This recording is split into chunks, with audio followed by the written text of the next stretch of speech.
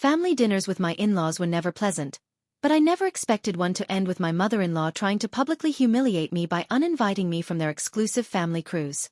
Of course, she had no idea that she was actually making a fool of herself.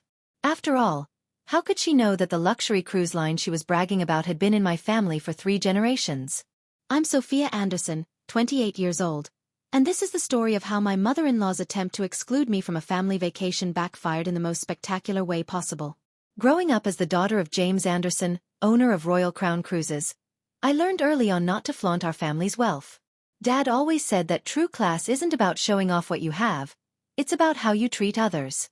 That's why I chose to work my way up through different departments of our cruise line, learning every aspect of the business from the ground up. I met my husband, Michael, at one of our ports 3 years ago.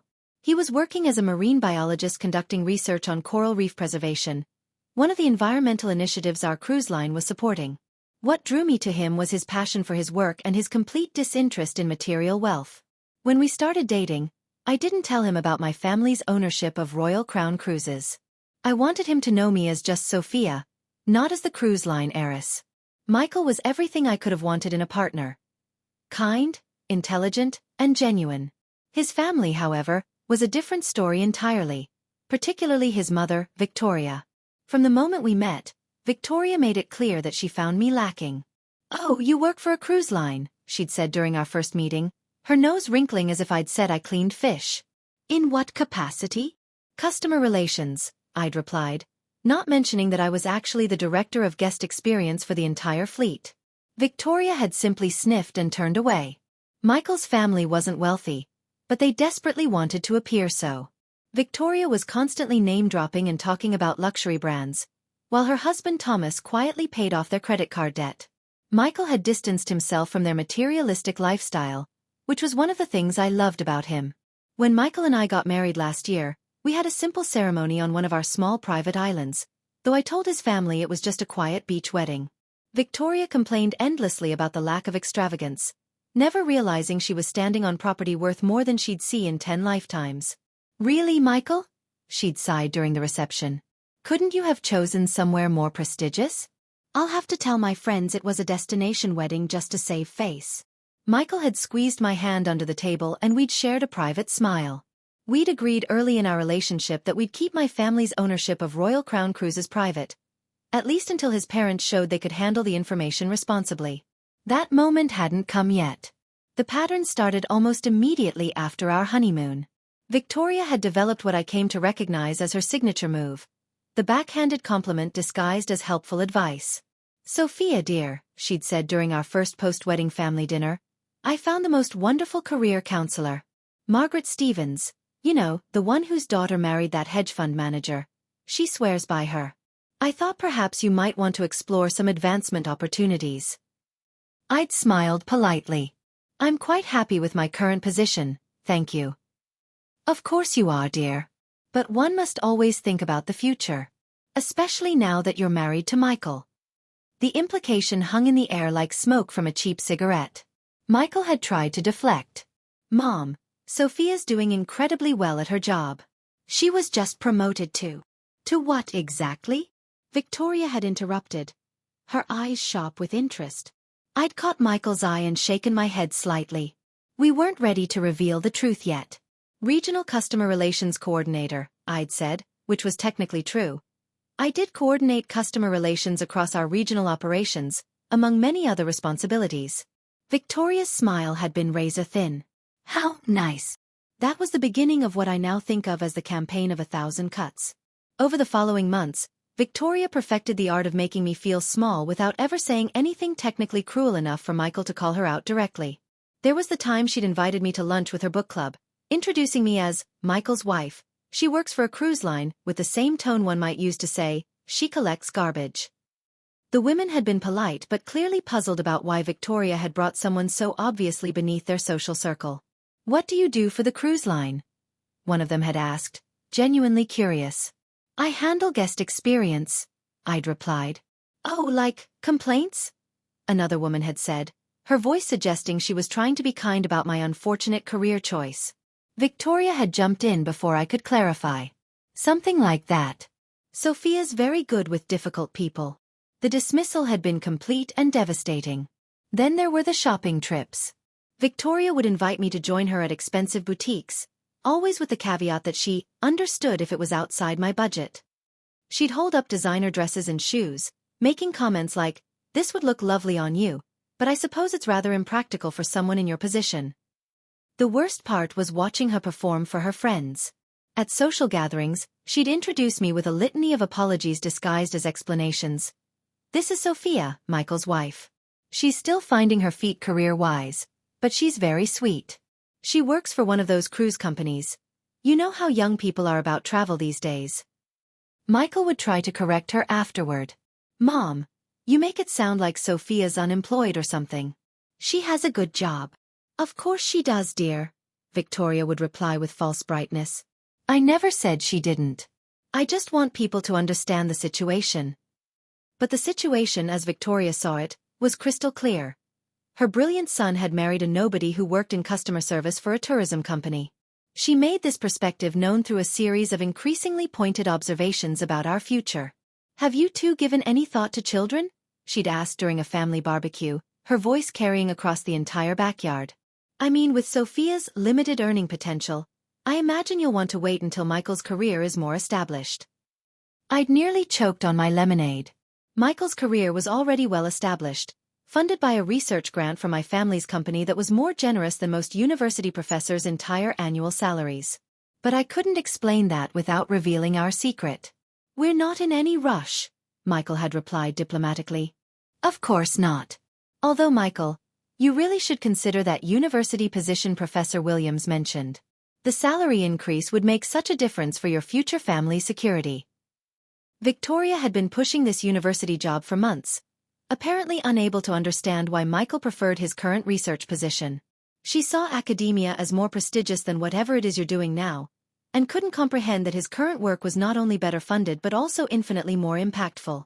The university position she kept mentioning was a standard teaching role with minimal research opportunities, and a salary that was roughly a quarter of what Royal Crown Cruises was paying him for his coral restoration project. But Victoria saw "professor" as a title worth sacrificing for, and she blamed me for holding him back. "Sophia seems very sweet," I'd overheard her telling Thomas one evening when they thought I was in the bathroom. "But I do worry that Michael feels obligated to stay in his current position because of her limitations. If he were married to someone more ambitious, someone who could contribute more financially." Thomas had murmured something non-committal, but the message was clear. Victoria saw me as dead weight dragging down her son's potential. The financial comments were particularly galling because Victoria and Thomas were barely keeping their heads above water financially. Thomas worked as a mid-level accountant at a small firm, and Victoria had never held a paying job in her life. Their house was mortgaged to the hilt, they drove used cars, and I'd seen Thomas quietly moving money around on his phone during dinner to make sure their credit card payments would clear. Yet Victoria somehow maintained the illusion of sophistication through careful social positioning and strategic name-dropping. She knew which restaurants to mention, even if she'd only been there once for someone else's birthday, which brands to reference, even if she'd never owned them, and which cultural events to claim attendance at, even if she'd only read about them in magazines. "I was just telling Margaret about that wonderful production of Carmen we saw last month," she'd said during one particularly cringeworthy conversation with her book club friends. The truth was that Victoria had seen a local community theater production of a Carmen Highlights concert, but she managed to make it sound like she'd attended the Metropolitan Opera. Her entire social strategy seemed to revolve around maintaining appearances while positioning her family as more cultured and sophisticated than they actually were. I represented a threat to that carefully constructed image because my customer service job didn't fit the narrative she'd built about her family's rising social status. The breaking point almost came during Emma's college graduation party. Emma, Michael's younger sister, was completing her degree in marine biology, and Victoria had invited half the neighborhood to celebrate. She'd rented chairs, hired a caterer, and was clearly in her element playing the role of proud mother hosting an elegant gathering.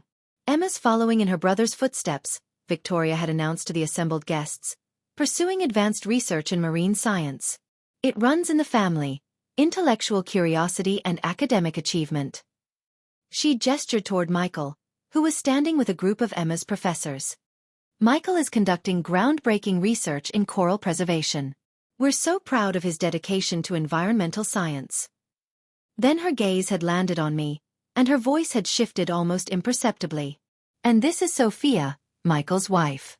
She works in customer service. The pause before customer service had been just long enough to suggest that this was a disappointment that the family was bravely enduring. One of Emma's professors had looked confused. Customer service for what industry? He'd asked politely. Tourism, Victoria had replied quickly, clearly hoping to end the conversation there. But the professor had persisted. That's interesting. What company? I'd opened my mouth to answer honestly, but Victoria had cut me off. Oh, one of those cruise ship companies. You know how it is. People need help with their vacation complaints. The professor had nodded politely, but I'd seen him mentally categorize me as someone not worth further conversation. It was a small moment, but it crystallized everything about how Victoria saw me and wanted others to see me. Later that evening, as we were helping clean up, Emma had pulled me aside. I'm sorry about Mom, she'd said quietly. She does that thing where I don't know, diminishes people. It's okay, I'd replied, though it wasn't. No, it's not. She did the same thing to my last boyfriend because he was studying art instead of something she considered practical. She has this way of making people feel small. Emma had paused, looking around to make sure we weren't overheard. For what it's worth, I think you're good for Michael. He's happier than I've ever seen him. But Mom has this vision of who she thinks he should be with, and she's not great at adjusting her expectations. What kind of vision? Someone with an advanced degree, preferably in a field she can brag about. Someone whose family moves in the right social circles. Someone who can help elevate the family's status. Emma had rolled her eyes. It's all about appearances with her. That conversation had confirmed what I'd suspected for months. Victoria's treatment of me wasn't personal in the sense that she disliked me as an individual. It was strategic. She saw me as incompatible with her social ambitions for her family. The irony, of course, was that I could have fulfilled every one of her aspirations and more. I had an MBA from Wharton, spoke 4 languages, had been featured on the cover of Travel and Leisure magazine as one of the industry's rising stars, and moved in social circles that included European royalty and Hollywood celebrities. But because I'd chosen to keep my background private, Victoria saw only what she wanted to see. A young woman with a customer service job who was holding her son back. The situation became even more complicated when Michael started getting recognition for his research. A major marine biology journal published his findings on coral restoration techniques, and suddenly he was being invited to conferences and speaking engagements around the world. Victoria was thrilled by the attention but confused about how Michael was funding his research and travel. She'd ask pointed questions about grants and funding sources, clearly trying to understand how her son had become so successful so quickly. This is wonderful, darling, she'd said after Michael returned from a conference in Monaco. But these opportunities must be expensive. Are you sure you're not overextending yourself financially? The research is well funded, Mom, Michael would reply carefully. By whom? I mean, coral restoration isn't exactly a high priority area for most funding agencies. Michael would deflect these questions, but I could see Victoria's frustration growing. She wanted to brag about her son's success, but she couldn't understand the source of it. In her mind, Michael's achievements were happening despite my presence in his life, not because of it. The tension reached a crescendo during a family dinner about 3 months before the cruise incident. Victoria had been unusually quiet throughout the meal, and I could tell she was building up to something. Michael, she'd finally said, setting down her fork with deliberate precision, I've been thinking about your career trajectory. What about it? Well, you're clearly doing important work, and you're gaining recognition in your field. But I worry that you're not thinking strategically about your future. Michael had looked wary. What do you mean? I mean that brilliant research is wonderful, but it needs to translate into long-term security. Professor Williams called again about that university position. The deadline for applications is next month. Mom, I've told you. I know what you've told me. But Michael, you need to think about your future family. About providing stability and security for your children. Victoria's gaze had shifted to me, and her meaning was unmistakable. Some couples can afford to be idealistic about career choices. Others need to be more practical. That was when I'd realized that Victoria's campaign wasn't just about social status. It was about control. She couldn't understand or influence Michael's current success, so she wanted him in a position where she could better comprehend and guide his career choices. A university professorship was something she could explain to her friends, something she could position within her understanding of prestige and achievement. Michael's current work, funded by mysterious sources and conducted on research vessels around the world, was too complex and too independent for her comfort. "I appreciate your concern," Michael had said carefully, "but I'm very happy with my current research arrangements." "Are you, though?" Victoria had pressed. "Or are you just afraid to pursue better opportunities because of other considerations?" The other considerations had been looking directly at me. Victoria was essentially accusing me of holding Michael back from academic success because I wasn't financially or intellectually capable of supporting a more ambitious career choice. It was at that moment that I'd made my decision. Victoria needed to learn the truth, but the revelation needed to come at a time and place that would maximize the impact of her misconceptions. I'd started planning that night. Over the next few weeks, I'd begun carefully gathering evidence of Victoria's behavior. Not for any legal purpose, but because I wanted documentation of exactly what she'd said and done before she learned the truth and inevitably tried to claim that her comments had been misunderstood or taken out of context. I'd saved screenshots of the job posting she'd sent me, recorded with Michael's knowledge, several of her more pointed comments about my career limitations, and even asked Emma to document some of the things Victoria said about me when I wasn't around. "She thinks you're nice but naive," Emma had reported after one particularly revealing conversation. She told me she wishes Michael had married someone more worldly, who could help him navigate professional opportunities. Worldly how? Someone with connections, I think.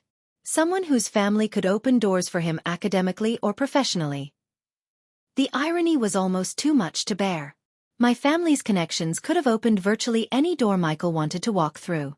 We had relationships with research institutions, environmental organizations, and government agencies around the world. But Victoria couldn't see any of that because she was blinded by her assumptions about my background. I'd also started making subtle preparations for the eventual revelation. I'd arranged for my father to be available for phone calls during family dinners, researched Victoria's social circle to understand exactly who she'd been bragging to about her family's supposed sophistication, and even had my assistant pull the details on any Royal Crown Cruises bookings made by anyone with the last name Harrison. When the booking had appeared in our system 3 weeks before the dinner, I'd known immediately what was happening. Thomas Harrison, booking the owner's suite for a Mediterranean cruise. The audacity was breathtaking. Victoria was planning to use my family's ship as the setting for excluding me from the family. I'd studied the reservation details obsessively. They'd booked the most expensive suite on the ship, requested special dietary accommodations that were clearly designed to impress, caviar service, vintage champagne, premium wine pairings, and even arranged for private shore excursions at every port. The total cost of their booking was more than Thomas's annual salary. They were obviously stretching their finances to the breaking point for this cruise, probably seeing it as an investment in their social status and family prestige. Victoria had clearly done extensive research on Royal Crown Cruises. When I'd had my assistant pull her browser history from our website, a perk of owning the company, I discovered that she'd spent hours reading about our ships, our amenities, and our clientele. She'd even read interviews with my father about his business philosophy and our family's commitment to environmental responsibility. She'd essentially become an expert on my family's company while planning to exclude me from a cruise on our own ship. The level of irony was so profound that I'd almost felt sorry for her. Almost. But then I'd remembered the months of subtle insults, the constant undermining, the suggestion that I was holding Michael back from his potential. Victoria had made her feelings about me crystal clear, and now she was going to experience the consequences of those feelings in the most spectacular way possible. The dinner invitation had come exactly when I'd expected it. Victoria's voice on the phone had been unusually bright and excited. "Sophia, dear, could you and Michael come for dinner this Friday? We have some wonderful news to share with the family." "Of course," I'd replied, already knowing exactly what her wonderful news would be. "Perfect. Oh, and Sophia? Could you bring that lovely wine you brought last time? The one from your cruise line's gift shop." Even in extending the invitation, Victoria had managed to include a subtle dig. The wine I'd brought had been a vintage Bordeaux from my family's private collection, worth more than most people's monthly rent. But Victoria saw it as something from a cruise line gift shop, because that fit her narrative of my limited resources and social status. "Absolutely," I'd said. "I'll bring something special." And I had. I'd brought a bottle of 1982 Chateau Latour, worth approximately $3,000, which Victoria would undoubtedly dismiss as one of those tourist wines, while serving it with her rental china and knockoff centerpieces. As Friday had approached, I'd found myself almost looking forward to the confrontation. For months, I'd bitten my tongue, deflected insults, and pretended not to notice Victoria's attempts to undermine my relationship with Michael. But this was going to be different. This was going to be my moment to show Victoria exactly who she'd been underestimating. Michael had been nervous during the drive to his parents' house, sensing that something significant was about to happen even though I hadn't told him the specifics of my plan. "Are you sure you want to do this tonight?" he'd asked as we pulled into their driveway. "Your mother has made it clear that she doesn't consider me family," I'd replied. "Tonight, she's going to learn exactly what that means." "Sophia, whatever she says about the cruise, we don't have to." "Yes, we do," I'd interrupted gently. "This needs to happen, Michael. For all of us." Walking into the house, I'd felt a strange sense of calm. After months of uncertainty and hurt feelings, the situation was finally going to be resolved one way or another. Victoria had outdone herself with the dinner preparations. The table was set with what was clearly her finest china, though I'd recognized it as a mid-range pattern from a department store. Fresh flowers adorned every surface, and she'd even hired a caterer to provide what she was undoubtedly presenting as her own cooking. "Sophia, you look lovely," she'd said as we entered, her voice dripping with the kind of false warmth she'd perfected over the years. "That dress is very cheerful." Translation: cheap and inappropriate for the elegant evening she'd planned. "Thank you, Victoria. You've really gone all out tonight." "Well, we have something very special to celebrate," she'd replied, practically vibrating with excitement. As we'd sat down to dinner, Victoria had launched into what was clearly a prepared presentation about family traditions, the importance of togetherness, and the value of creating lasting memories. She'd spoken about how important it was for families to share experiences and support each other through life's journey. The irony of these statements, given what was about to happen, was almost overwhelming. "Which brings me to our exciting news," Victoria had continued, shooting me a look that I now recognized as smugly anticipatory. "Thomas and I have decided to treat the family to a luxury cruise." She'd paused dramatically, clearly expecting gasps of surprise and delight.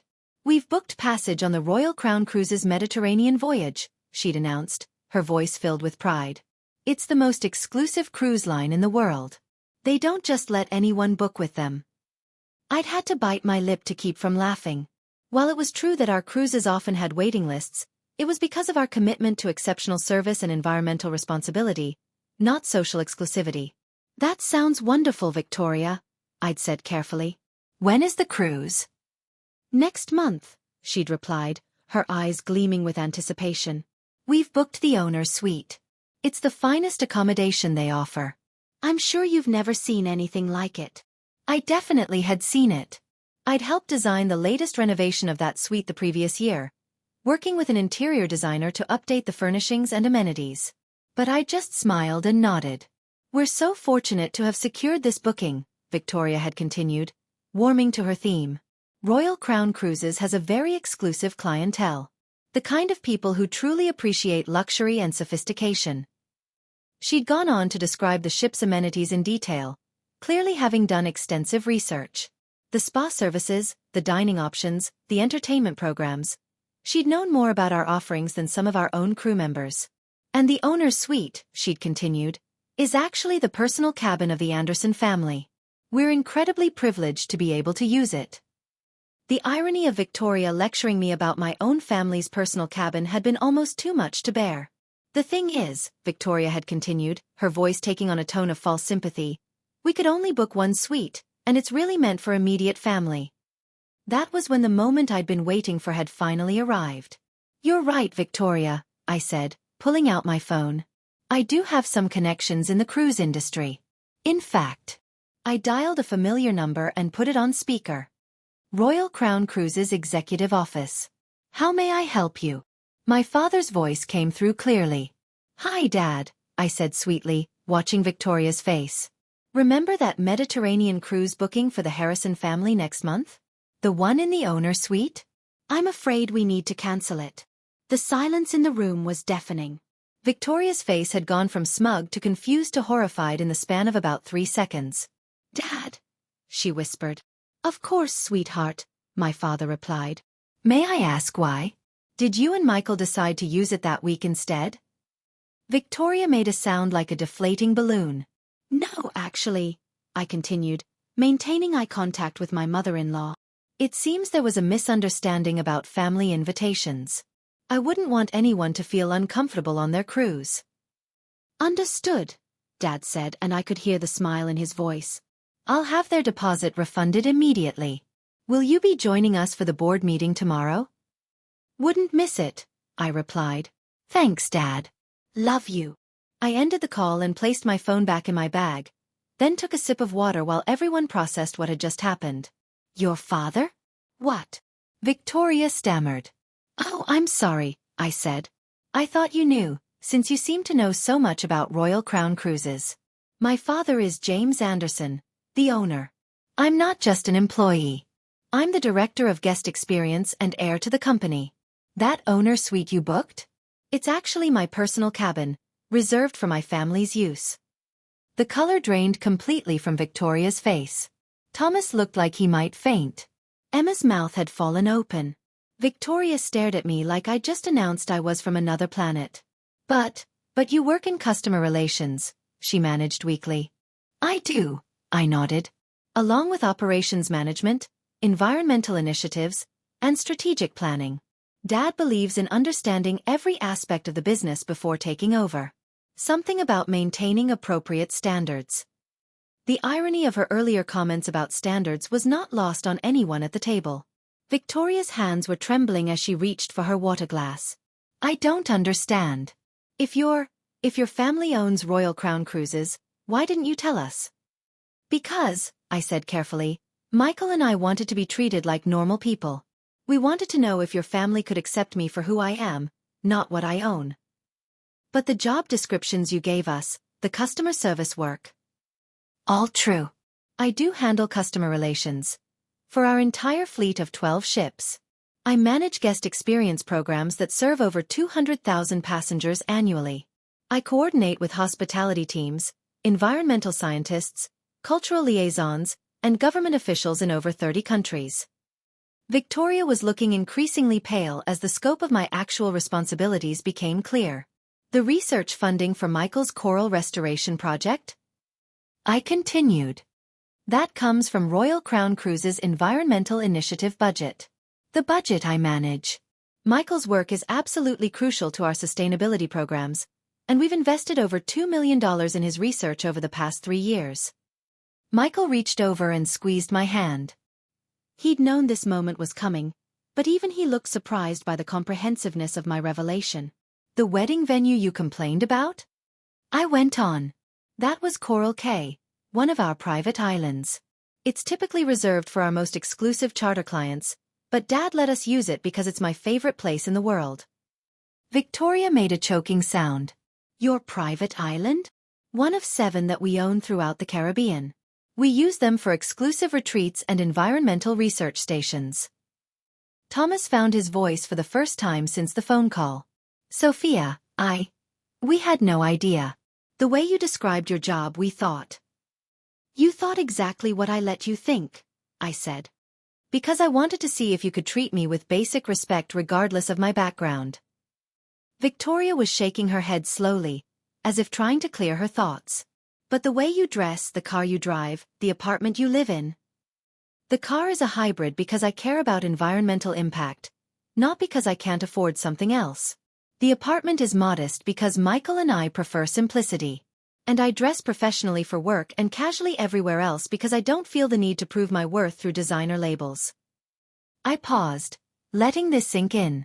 Everything you've criticized me for over the past year, my job, my lifestyle choices, my apparent lack of ambition, has been based on assumptions that were completely wrong. Victoria's voice was barely above a whisper. The cruise line research you did. All those details about the Anderson family and their business philosophy. You were researching my father. And my company. While planning to exclude me from a cruise on our own ship. The full scope of the irony was finally hitting her. She'd spent hours studying my family's business, reading interviews with my father, learning about our company's values and achievements, all while treating his daughter like she was beneath her family's consideration. Emma broke the stunned silence. Holy shit, Sophia. You're the Anderson family. Like the Anderson family. Language, Emma, Thomas said automatically, but his heart clearly wasn't in the correction. Dad, do you understand what this means? Emma continued, her voice filled with awe. Sophia's family owns one of the most successful luxury cruise lines in the world. They're worth hundreds of millions of dollars. Billions, actually, I corrected gently. But that's not the point. Victoria made a sound that was somewhere between a laugh and a sob. Billions.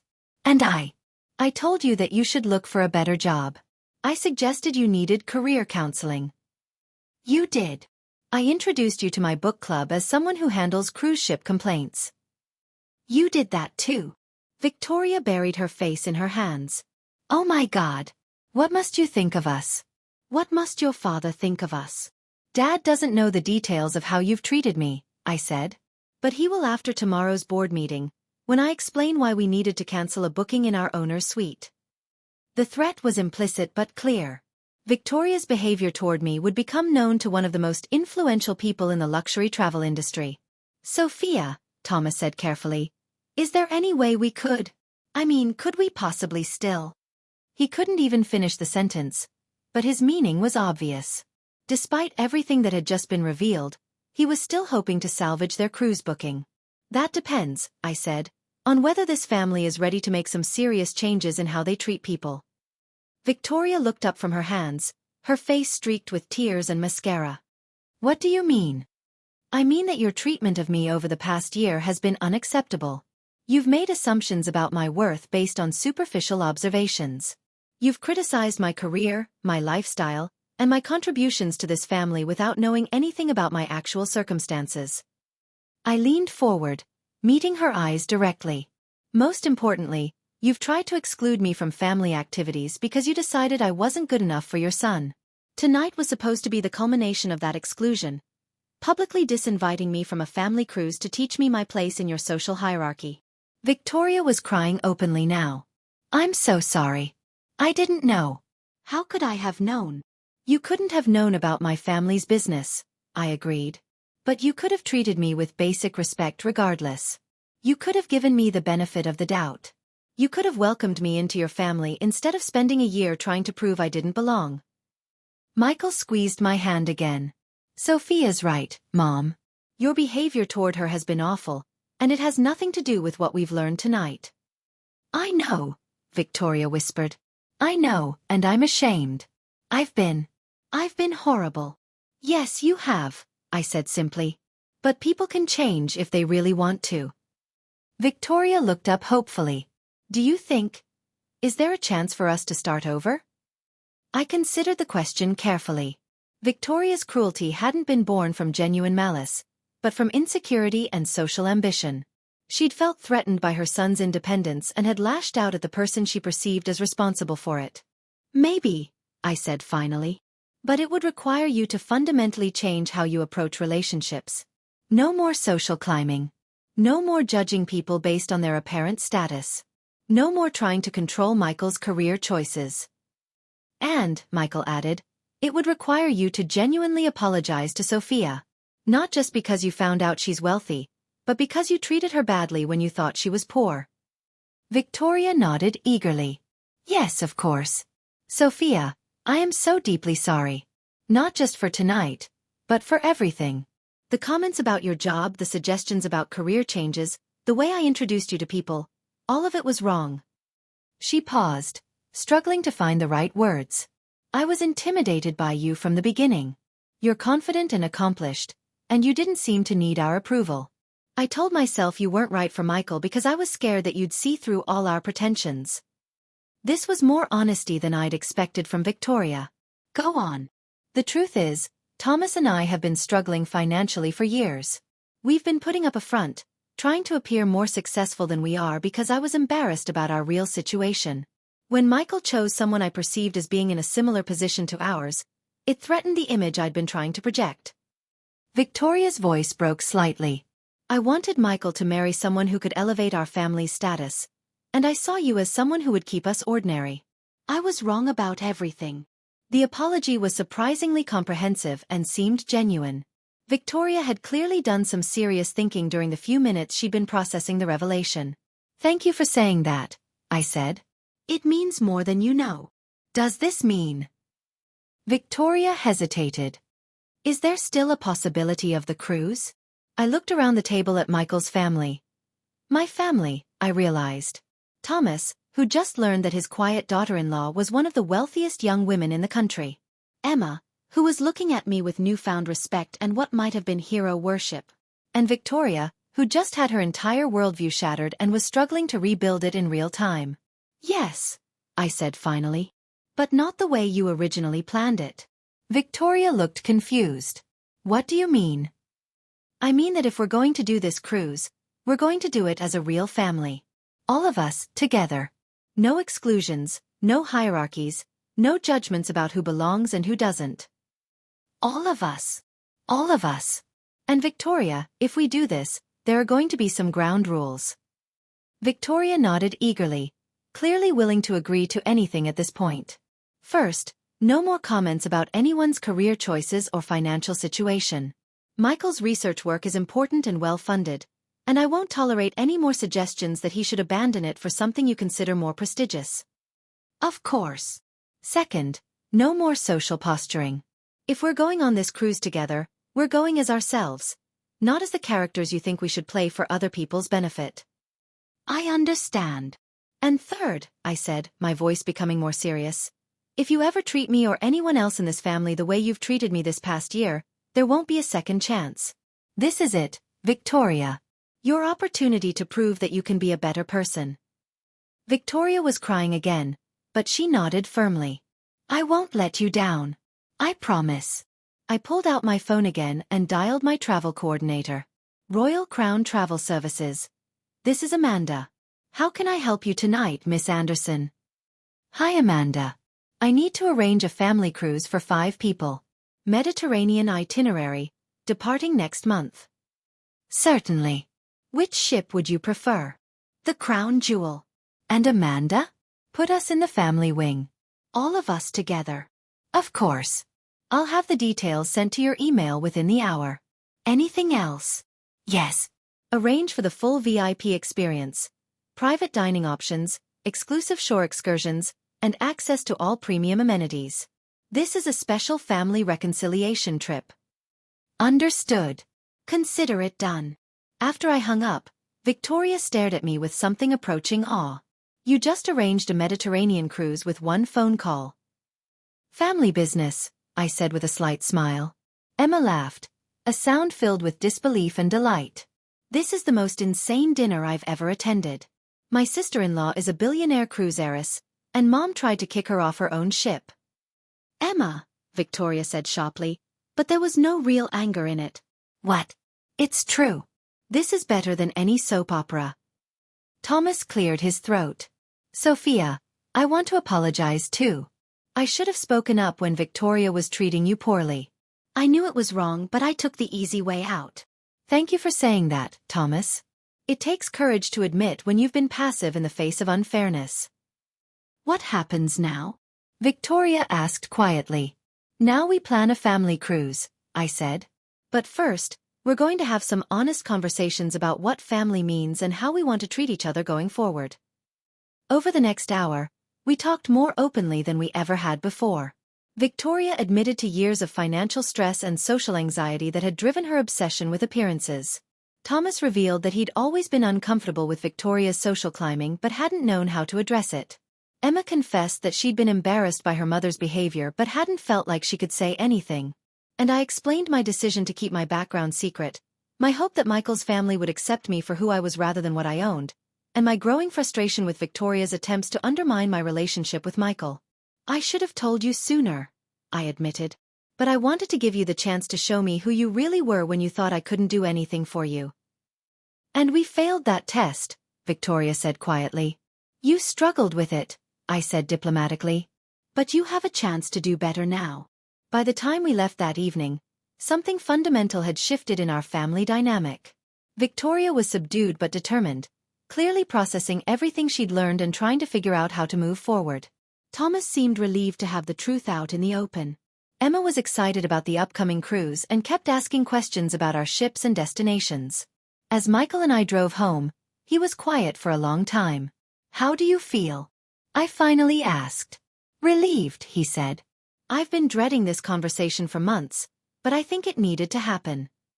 Your mother really did change her tune quickly once she learned the truth. Do you think it's genuine?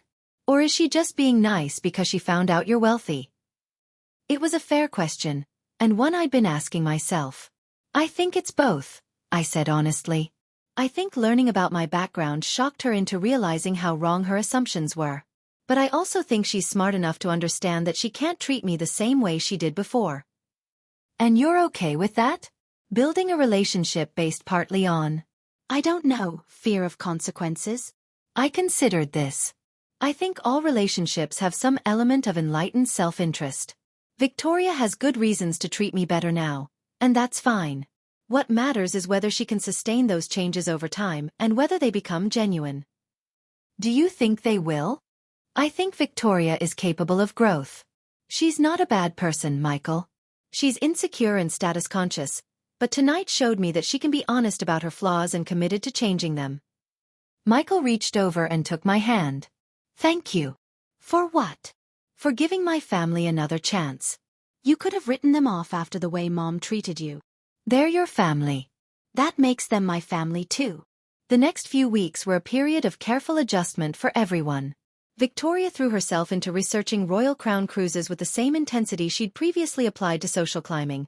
But now her focus was on learning about our environmental initiatives and business practices rather than simply gathering ammunition for bragging rights. She called me 3 days after the dinner revelation, her voice hesitant. "Sophia? I hope I'm not bothering you, but I've been reading about your coral restoration program, and I had some questions." "Of course. What would you like to know?" "Well, I was reading about the partnership with local communities in the Caribbean, and I was wondering, is there a way for people like me to get involved? I mean, people who don't have scientific training but want to help." It was the first time Victoria had ever asked about getting involved in something rather than just taking credit for it. "Actually, yes. We have volunteer programs for coral planting and reef monitoring that don't require scientific background. Are you interested?" "I am. I've been thinking about what you said, about treating people with respect regardless of their background. I realized I've never actually done anything meaningful with my life. I've just focused on appearing important instead of being useful." The conversation lasted for over an hour, and by the end, Victoria had signed up for 3 different volunteer programs. It was a start. Emma's reaction was even more dramatic. She called me the day after the dinner, barely able to contain her excitement. "Sophia, I can't stop thinking about everything you told us. The environmental programs, the research partnerships, the way your company actually makes a difference in the world. What about it? I want to be part of it. I'm finishing my marine biology degree next month, and I was wondering, do you have internship programs?" "We do. But Emma, I don't want you to feel like you have to work for our company just because you're family. That's not what this is about. I've been researching Royal Crown cruises all week, and your environmental initiatives are exactly the kind of work I want to do. If I weren't related to you, I'd still be applying for these positions." Emma's enthusiasm was infectious, and after reviewing her academic record and speaking with her professors, we offered her a summer internship with our marine biology team. She'd worked directly with Michael on the coral restoration project, creating a professional collaboration between the siblings that delighted their parents. Thomas's transformation was quieter but no less significant. A week after the dinner, he asked if he could take me to lunch. "I want to understand what I did wrong," he said once we were seated at a quiet restaurant downtown. "Not just staying silent when Victoria was being cruel, but my own assumptions about you and your relationship with Michael." "What do you mean?" "I mean that I bought into Victoria's narrative about you holding Michael back, even though I could see with my own eyes that he was happier and more successful than he'd ever been." Thomas paused, choosing his words carefully. "I think I was threatened by your confidence. You didn't seem to need our approval or acceptance, and that made me feel unnecessary as Michael's father." It was an insight I hadn't expected from Thomas, and it helped me understand the family dynamics that had contributed to Victoria's behavior. "Thomas, Michael will always need his father. But he needs you to support his choices, not second-guess them based on assumptions. I know that now. And Sophia? I want you to know that even before we learned about your family's business, I could see that you made Michael happy. I should have said that sooner. The conversation led to Thomas becoming more involved in our family's business discussions, not as an employee but as someone whose financial background helped him understand our operations.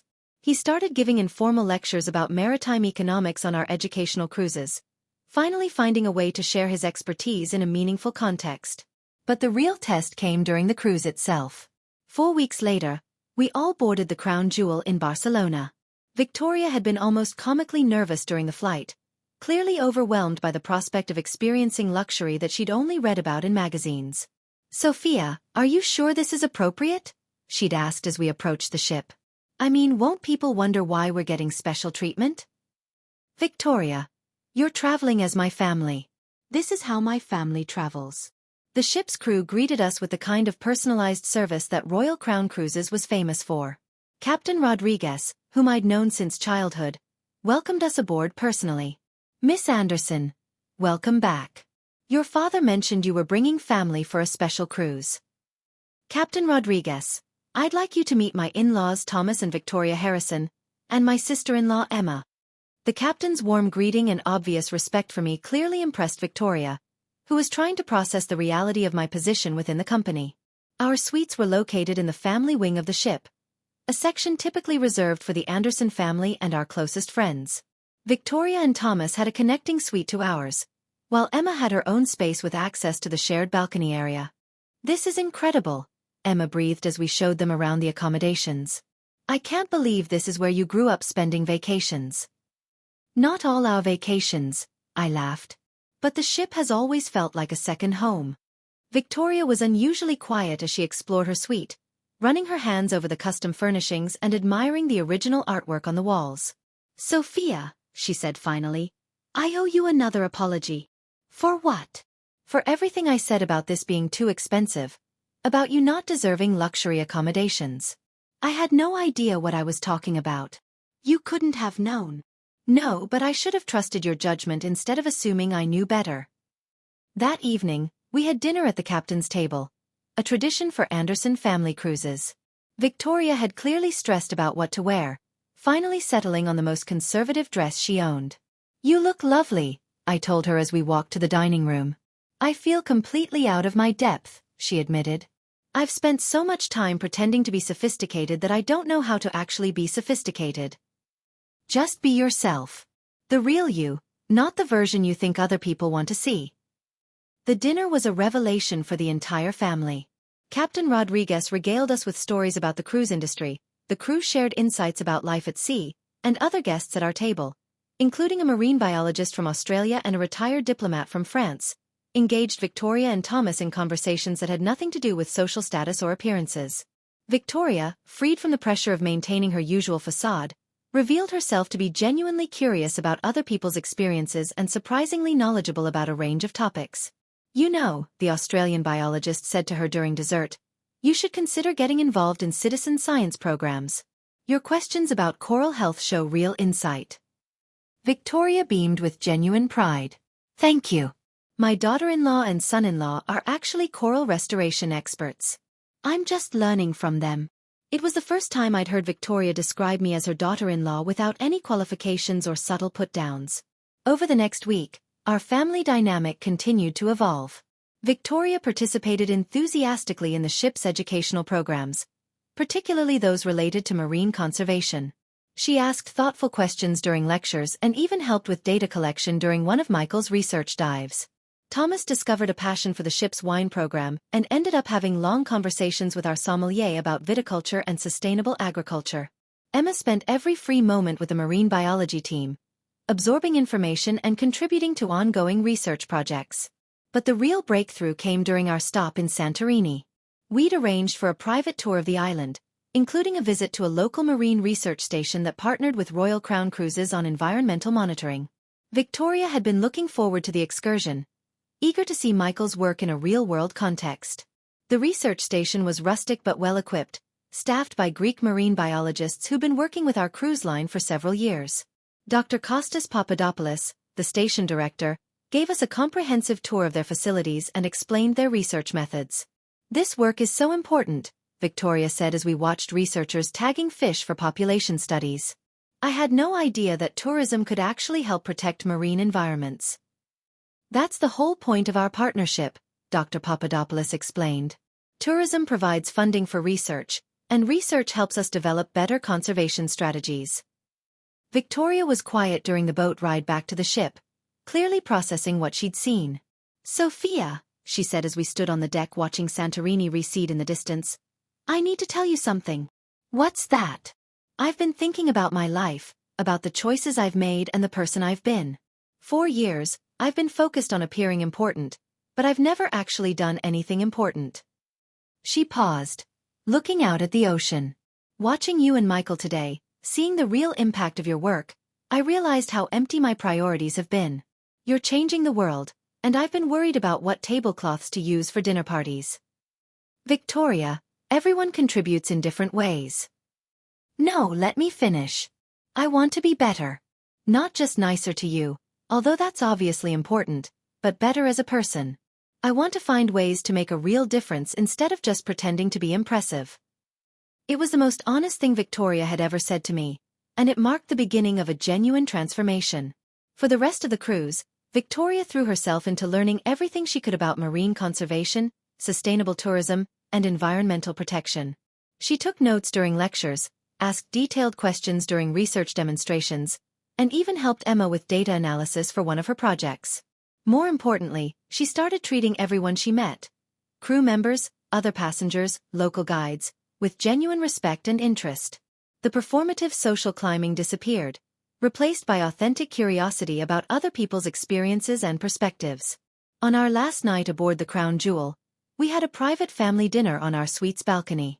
The Mediterranean sunset painted the sky in brilliant oranges and purples, and the ship cut smoothly through calm seas toward our final port in Rome. I want to make a toast, Victoria said, raising her glass of wine, the same $3,000 Bordeaux I'd brought to that fateful dinner weeks earlier. To family, she began, and to second chances. She looked directly at me. Sophia, you could have written me off after the way I treated you. You had every right to exclude me from your life and Michael's. Instead, you gave me the opportunity to learn and grow and become a better person. Victoria's voice was steady but emotional. This cruise has shown me what real luxury looks like. Not expensive things, but meaningful experiences shared with people you love. Not social status, but actual contribution to something larger than yourself. She paused, collecting her thoughts. I promise you all that I'm going to be different going forward. Not because I learned that Sophia is wealthy, but because I learned what kind of person I want to be. Michael raised his glass. To family. To second chances, Thomas added. To marine biology, Emma said with a grin. To truth, I concluded. We clinked glasses as the sun set over the Mediterranean, and for the first time since I'd met Michael's family, I felt like we were truly united. 6 months later, as I write this, our family relationships have completely transformed. Victoria has become one of Royal Crown Cruises' most effective volunteer coordinators, organizing conservation awareness events and recruiting other affluent families to support our environmental initiatives. She's found her niche in translating complex scientific concepts for wealthy donors who might not otherwise understand the importance of marine conservation. Thomas has started teaching financial literacy classes for cruise industry workers, using his accounting background to help hospitality professionals manage their money more effectively. He's also become our unofficial family historian, documenting the stories of long-term crew members and preserving the cultural heritage of the communities we visit. Emma completed her internship with Flying Colours and has been accepted into a prestigious graduate program in marine biology, with Royal Crown Cruises providing partial funding for her research. She's already published 2 papers on coral restoration techniques and has become a sought-after speaker at environmental conferences. Victoria and I have developed what I can only describe as a genuine friendship. We talk regularly about the business, about family, and about her volunteer work.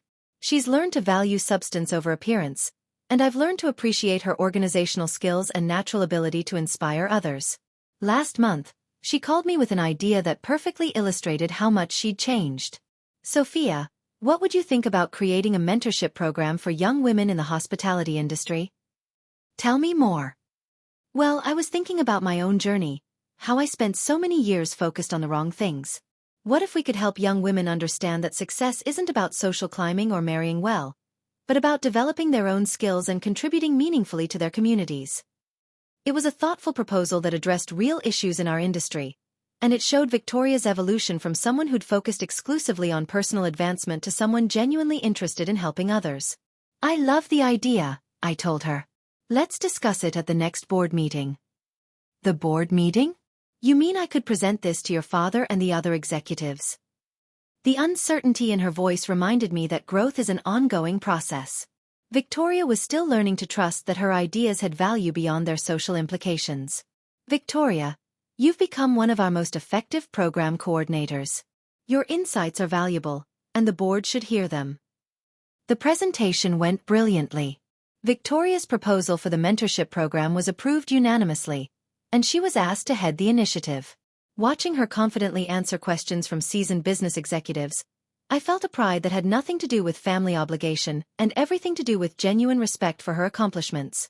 Our next family cruise is scheduled for next month, but this time Victoria is helping with the coordination. She's become an expert on our various programs and keeps suggesting new ways to make the experience more meaningful for guests. What if we created themed cruises around different conservation topics? She proposed during our last planning meeting. Coral restoration, sustainable fishing, plastic pollution. We could bring in experts and give passengers hands-on experiences. That's brilliant, I said, and I meant it. The owner's suite that Victoria once tried to exclude me from has been renamed the Family Harmony Suite, and we use it for families who want to reconnect and work through their differences in a peaceful environment. It seems fitting, turning the scene of our family's crisis into a place of healing for others. Dad still chuckles about the whole story when he tells it during company training sessions, though he's careful to protect our privacy by changing names and details. Remember, he tells new employees, luxury isn't about exclusion or superiority. It's about creating experiences that bring out the best in people and help them connect with what really matters. Victoria overheard him say this during a recent ship tour and actually laughed. I definitely needed to learn that lesson, she admitted. But I'm grateful I did. Yes, she did learn it. We all did. And our family is stronger now than it ever was before, built on a foundation of honesty, respect, and shared purpose rather than pretense and social positioning. The best revenge, I've discovered, isn't humiliation or exclusion. It's transformation. Helping people become the best versions of themselves and creating something beautiful from what was once broken. Sometimes that transformation happens over a luxury dinner table, and sometimes it happens on a cruise ship in the middle of the Mediterranean. But it always requires the same thing: the courage to see past surface appearances and the wisdom to give people room to grow. Our family's story began with assumptions, misunderstandings, and hurt feelings. But it's becoming something much more beautiful. A testament to the power of second chances and the possibility of genuine change. And our next cruise? It's going to be absolutely magnificent, because this time everyone truly understands what family means.